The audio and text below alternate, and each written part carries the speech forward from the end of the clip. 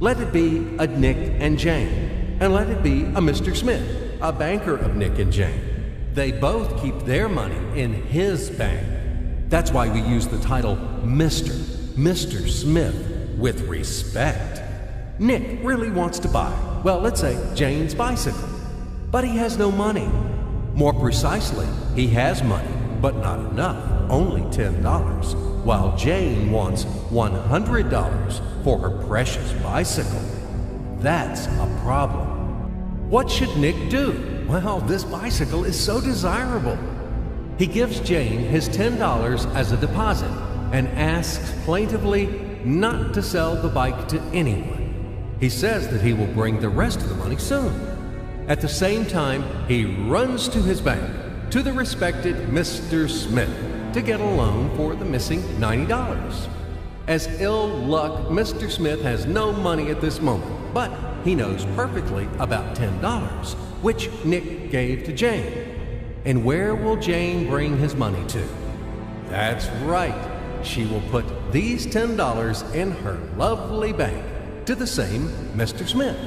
Therefore, Mr. Smith asks Nick to come back tomorrow in the hope that tomorrow he will get these $10. And everything happens this way. The next day, Jane brings $10 to the bank. The bank provides Nick these $10 on credit. Nick immediately gives them to Jane. She again puts them in a bank. The bank again provides Nick these $10 on credit, etc. As long as Nick the fool will gather enough money for the bicycle. Don't you get confused yet? Be patient, I told you. These demons have been trying to confuse you during 1,000 years. These damn economists and financiers. But anyway, we will figure everything out. So what do we have in the end? Nick finally got the bike from Jane. Wow! But at the same time, Nick owes $90 to the bank, Mr. Smith, and the bank, in its turn, owes $100 to Jane. In other words, those $10, which existed initially, have magically turned into $200, $190 of debts plus real $10.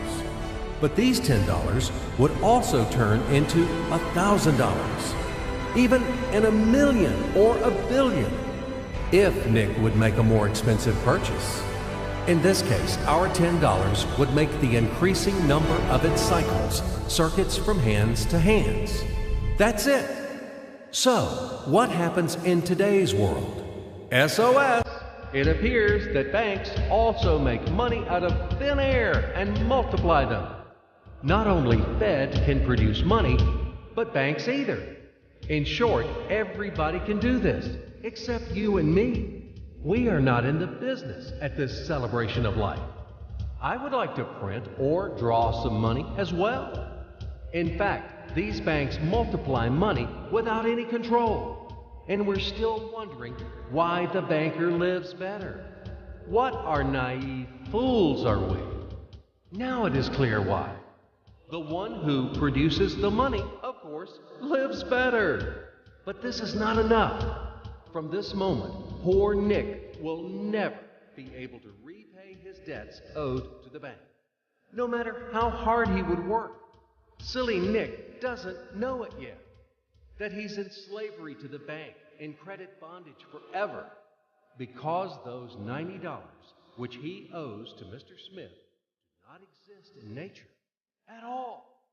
Sly Mr. Smith made his money out of nothing. He created them out of thin air, just one click.